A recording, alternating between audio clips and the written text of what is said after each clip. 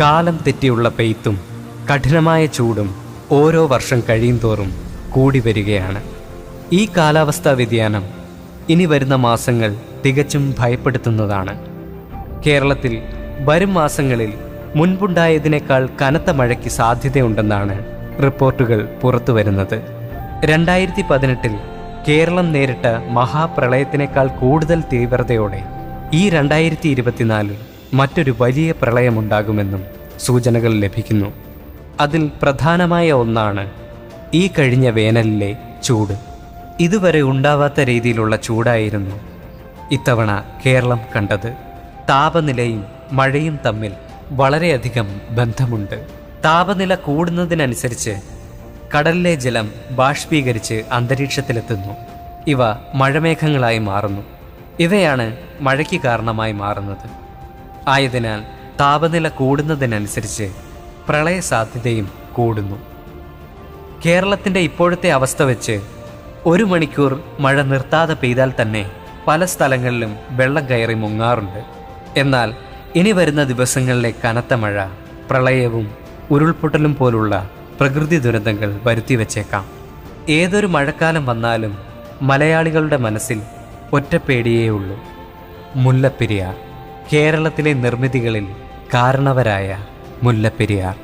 മുല്ലപ്പെരിയാർ അതിൻ്റെ വാർദ്ധക്യത്തിലും ചിന്തിക്കാൻ പറ്റാത്തത്ര ജലം താങ്ങി നിൽക്കുകയാണ്.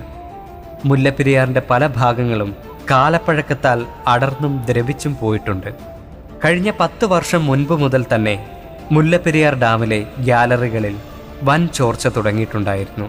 സിമന്റിന് പകരം അന്ന് ഡാം നിർമ്മിക്കാൻ ഉപയോഗിച്ചിരുന്ന സുർക്കി മിശ്രിതം പല ഭാഗങ്ങളിൽ നിന്നും വെള്ളത്തിൽ ഒലിച്ചു പോയിട്ടുണ്ട്. മാത്രമല്ല, ഡാമിൻ്റെ ചോർച്ച.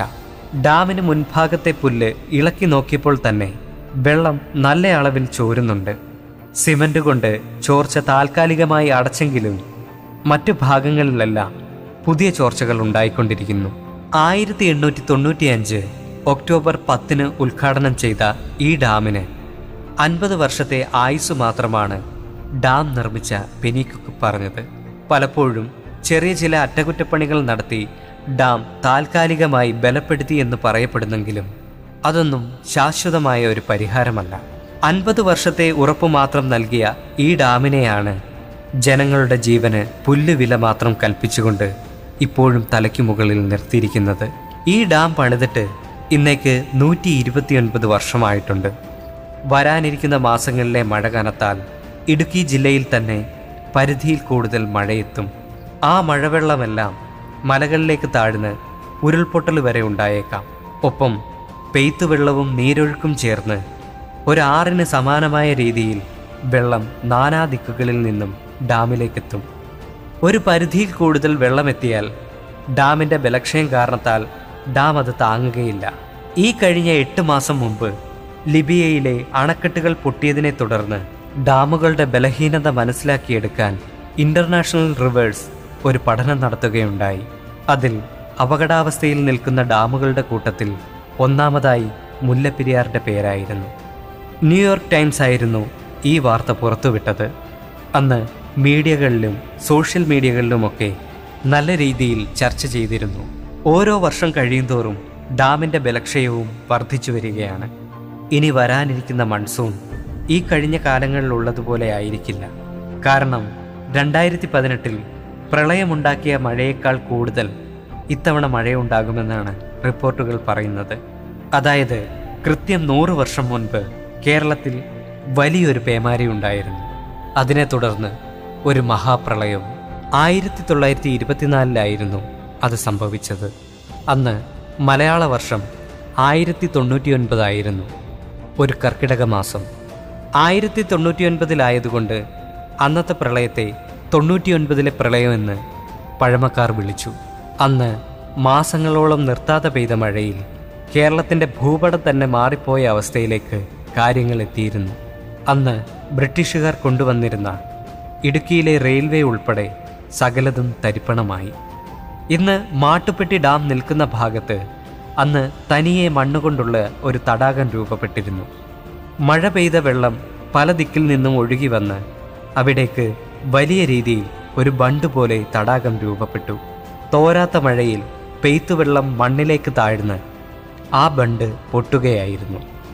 അന്ന് മൂന്നാറിൻ്റെ ഭൂപ്രകൃതി തന്നെ മാറിപ്പോകുന്ന തരത്തിൽ ബണ്ട് പൊട്ടിയ വെള്ളം മലകൾ ഇടിച്ചിളക്കി വീടുകളും തകർത്ത് മൂലമറ്റത്തെ പവർ ഹൗസ് ഉൾപ്പെടെ തകർത്ത് തരിപ്പണമാക്കി.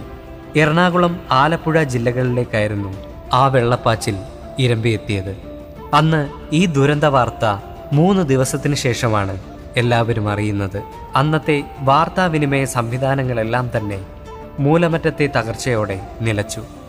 ആലപ്പുഴയിൽ വീടുകളുടെ മുകളിലൂടെയാണ് വെള്ളം ഒഴുകിയിരുന്നത്. എന്നാൽ ഇനി വരാനിരിക്കുന്ന മഴക്കാലം 99 പ്രളയത്തിൻ്റെ സമാന രീതിയിലായിരിക്കുമെന്ന് പറയപ്പെടുന്നു. അന്ന് മാട്ടുപ്പെട്ടിയിലെ ബണ്ടായിരുന്നുവെങ്കിൽ ഇന്ന് ഭയക്കാൻ മുല്ലപ്പെരിയാർ ഡാം. ഈ സംഭവം നടന്നത് 1924. ഇന്ന് വർഷം 2024. കൃത്യം 100ാമത്തെ വർഷം. മുല്ലപ്പെരിയാറിന് എന്തെങ്കിലും സംഭവിച്ചാൽ മാട്ടുപ്പെട്ടിയിലെ ബണ്ട് പൊട്ടിയതുപോലെ ആയിരിക്കില്ല. കാരണം ഇടുക്കിയിലെ ഡാം ഒരു കൊച്ചു കടലിന് സമാനമാണ്. മുല്ലപ്പെരിയാറിലെ വെള്ളം ഇടുക്കി ഡാം താങ്ങിയില്ലെങ്കിൽ കേരളം വെറും ഓർമ്മയായി മാറും. 6 ജില്ലകളിൽ മാത്രം ബാധിക്കുമെന്ന് കരുതി ബാക്കിയുള്ളവർ സമാധാനിക്കേണ്ട.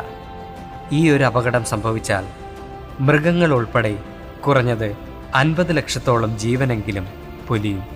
ഇത്രയും വെള്ളം കടലിലേക്ക് പതിച്ചാൽ കടൽ തിരിച്ചടിക്കും. അതോടെ സുനാമി ഉണ്ടാകും. ഈ 50 ലക്ഷത്തോളം ജീവൻ മറവ് ചെയ്യാത്ത പക്ഷം ബാക്കിയുള്ളവർക്ക് പകർച്ചവ്യാധികൾ ഉണ്ടായേക്കാം. വരാനിരിക്കുന്നത് തികച്ചും നിർണായക നിമിഷങ്ങൾ.